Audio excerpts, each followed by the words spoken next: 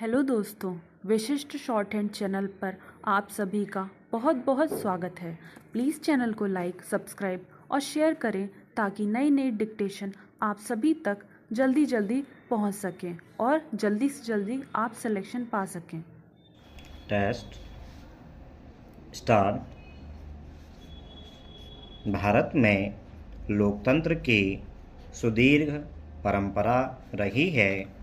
वैदिक कालीन सभा समिति से प्रारंभिक परंपरा का निर्देशन इतिहास के अनेक कालखंडों में उपलब्ध होता है, किंतु राजतंत्र और सल्तनतों का लंबा दौर भी इतिहास का सच है। किसी भी देश की संस्कृति एक सुदीर्घ कालक्रम के अनेकानेक तार्किक एवं अतार्किक तत्वों से निर्मित होती चलती है। शासन व्यवस्था के प्रारूप से लेकर जनसाधारण की जीवन शैली तक इसी में समाविष्ट है।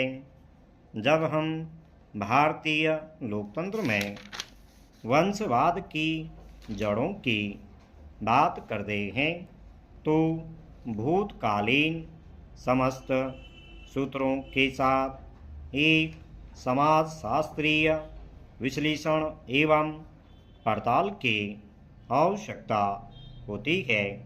राजनीति और समाज परस्पर अंतर्निर्भर इकाइयाँ हैं। वंशवाद स्वयं में एक अलोकतांत्रिक शब्द है और भारत, जिसे विश्व का सबसे बड़ा लोकतंत्र कहा जाता है, वंशवाद का दंश झेल रहा है। अंग्रेज सरकार से पहले राजाओं, शासकों, नवाबों का समय था। राजा का बेटा ही राजा बनेगा, यही व्यवस्था थी। या वो व्यक्ति राजा बनता था जो राजा का वध करे या किसी षड्यंत्र के तहत उसे राजगद्दी से हटा सके। राजतंत्र की इस व्यवस्था में कुछ ही लोग शामिल हो सकते थे। एक वो जो कि षड्यंत्रकारी थे, या वो जो कि राजघराने में जन्मे थे। सामान्य जनता इन सब प्रपंचों से दूर रही। कदाचित ये व्यवस्था भारतीयों के मन मस्तिष्क में इतने गहरे तक उतर गई कि आज के दौर में भी सामान्य व्यक्ति स्वयं को राजतंत्र से अलग थलग रखना ही हितकर समझता है।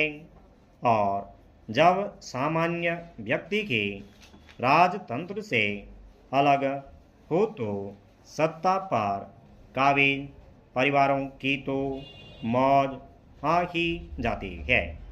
जो व्यक्ति आज मंत्री है, उसका पुत्र भी मंत्री होगा और फिर समय आने पर पुत्र का पुत्र भी।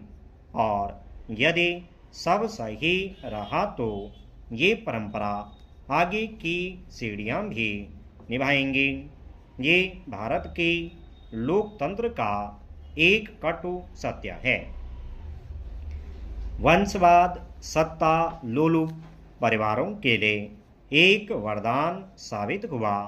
पिता ने अपने जीवन काल में भ्रष्ट गतिविधियों से जितना धन कमाकर अपना साम्राज्य खड़ा किया, उस साम्राज्य के विस्तार का कर्तव्य पुत्र ने पूरा किया।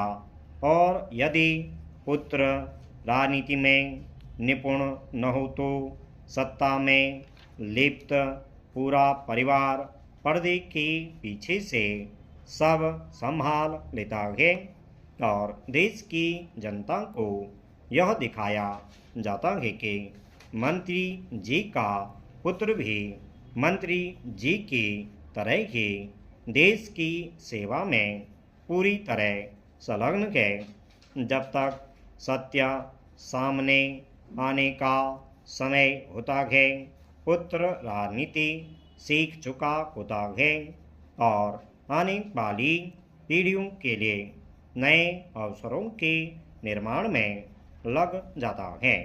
वंशवाद को संबल प्रदान करने में भारतीय समाज ने बड़ी ही उदार हृदय से कदम आगे बढ़ाए हैं।